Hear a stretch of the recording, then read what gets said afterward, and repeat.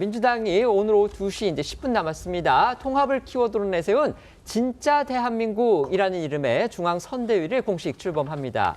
이재명 후보는요, 선대위 지도부에 윤여준 전 장관을 비롯해서 이석연 전 법제처장, 이인기 전 한나라당 의원 같은 보수진영 인사들을 영입하는 데 성공했습니다.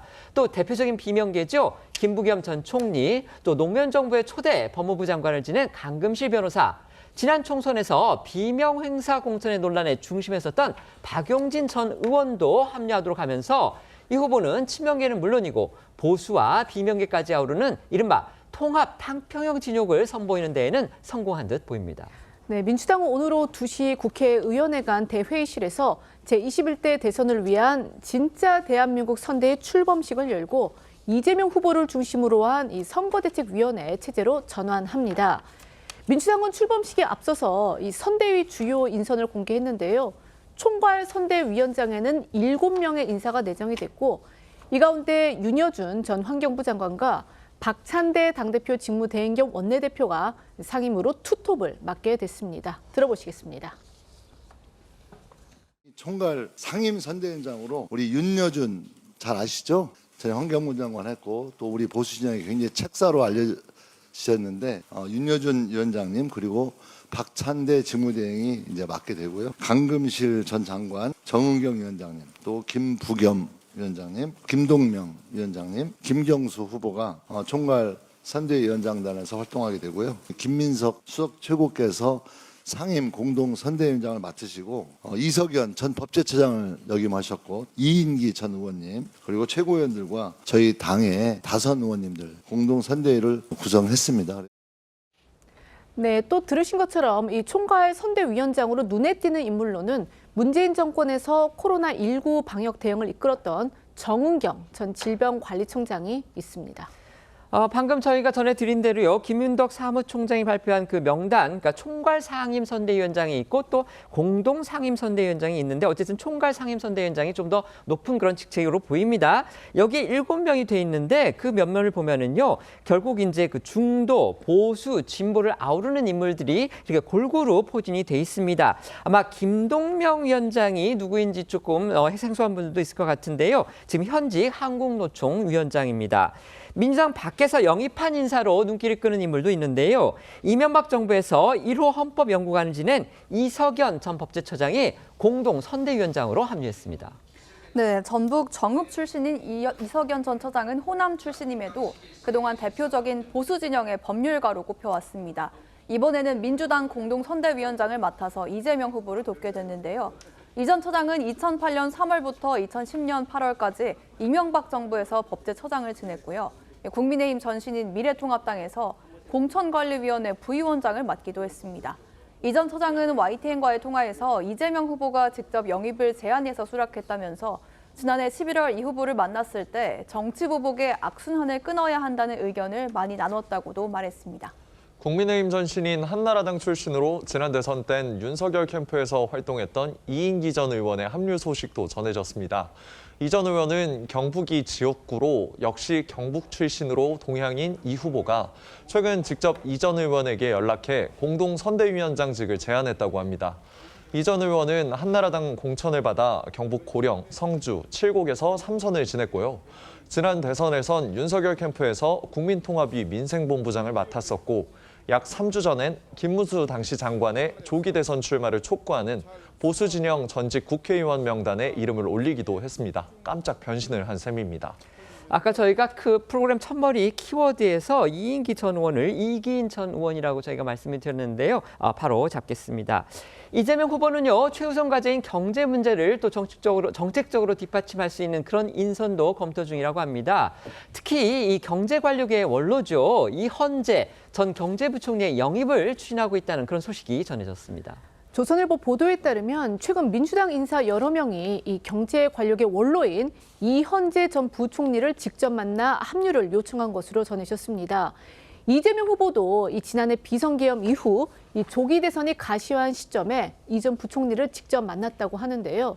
민주당 핵심 인사는 단순히 조언을 들으려고 단발성으로 만난 것이 아니다라며 조기 대선이 열릴 가능성을 내다보고 미리 자리를 마련했던 것이다라고 말했습니다.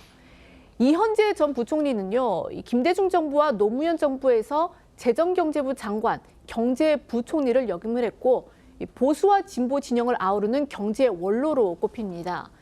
이 후보는 또 이 직속기구로 K문화강국위원회라는 것을 설치해서 노무현 정부에서 문화재청장을 지냈던 유홍준 명지대 석좌 교수를 임명하기로 했습니다. 선거철마다 반복되는 그 풍경이 또 하나 있습니다. 바로 이른바 이제 킹메이커라고 불리는 그 원로들을 모시는 그런 경쟁인데요. 이 후보가 최근에는요, 김종인 전 국민의힘 비대위원장한테 전화를 한 사실이 또 알려졌습니다. 네, 이 후보는 지난 28일 대선 후보로 확정된 이후에 김종인 전 위원장에게 전화를 걸어서 인사한 걸로 전해졌습니다. 김 전 위원장은 조선일보에 이 후보와 통화한 거 사실이라면서 대통령 후보로 확정된 걸 축하한다고 얘기했다고 밝혔는데요. 김 전 위원장은 대화 내용에 대해서는 말을 아끼면서도 지난 2016년에 민주당 비대위원장을 하면서 이재명 후보를 참 잘 안다면서 잘해서 성공하라고 말했다고 전했습니다. 이번 통화와 관련해서 민주당 관계자는 이 사회 통합 차원에서 보수 인사들에 대한 영입도 꾸준히 시도하고 있다라고 말을 했는데요. 다만 김 전 위원장은 대선 캠프 합류에는 안 하겠다고 선을 그은 걸로 알려졌습니다. 평소 이재명 후보를 향해 쓴소리를 자주 했던 유인태 전 국회 사무총장도 이 후보 측의 전화를 받았다고 하는데요. 유 전 총장은 오늘 한 라디오에 출연해 대선 캠프 합류를 제안받았냐는 질문에 지금 제가 나이가 몇인데라면서도 이재명 후보 쪽에서 한번 보자고 해서 보기는 할 것이라고 했습니다. 목소리 먼저 들어보시죠. 한번 뭐 이재명 후보 쪽에서 한번 보자고 그래서 보긴 보려고 그래요. 윤여준, 예. 이현재 예. 선배님, 뭐 강금실 장관, 예, 예. 시니어들 지금 네. 그 전부 옛날에 안철수 캠프에 가 있던 분들이 어쨌든 뭐 잘하고 있는 거죠.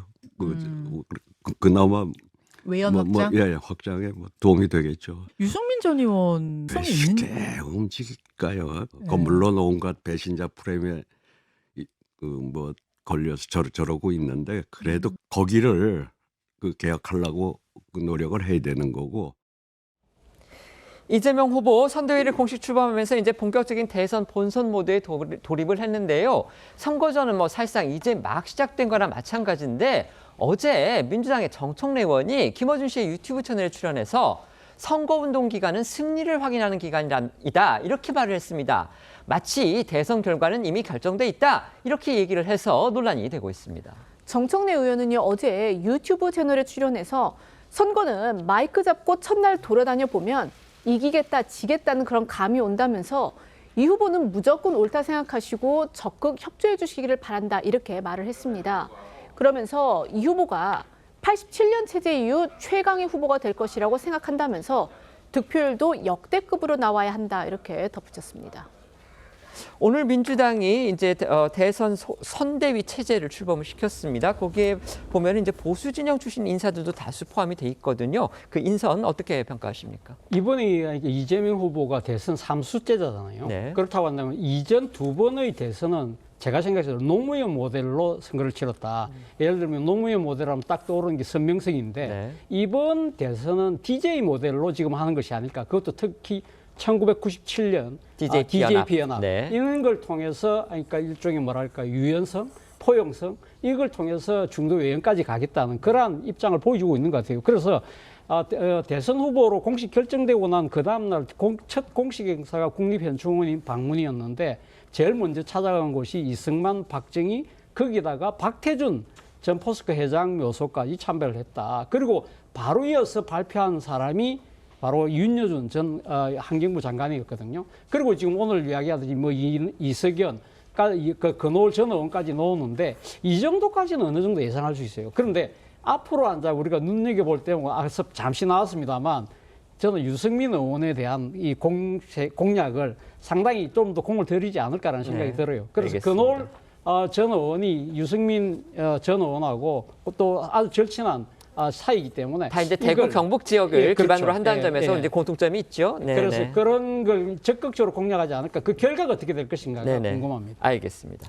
이재명 후보로서는 이런 전략은 당연히 해야 되고 지금까지 순기능을 하는 건 맞는데 차 교수님 DJP 연합에 비유하셨는데 그건 비유가 될 상황은 아니죠. DJP는 JP가 DJ하고 거의 동등하게 그래서 나중에 총리까지 올라갔지만은 지금 이렇게 뭐 참배하고 몇 사람을 끌어들인다 그래서 과연 윤여준 전 의원이 나중에 그 정도의 역할을 할 것이냐 이거는 저는 가능하기가 좀 어렵다라고 생각을 하고요. 그다음에 이제 진정성이 중요하거든요. 사람을 불러갖고 왜 이제 언론에 보니까 분식 회계를 했다 또 뭐 분칠만 했다 그래서 속내가 달라지느냐 이런 지금 그 회의론이 나오기 때문에 과연 정권을 잡는다면 진짜 얼마만큼 변할 것인가가 굉장히 중요하고 이런 부분도 있습니다. 이렇게 대선 때 되면은 후보가 열심히 이렇게 그 천거를 해서 모신다라는 측면도 있지만 굉장히 가능성이 높다 보니까 스스로 밴드웨고닝 하는 거죠. 그래서 올라타는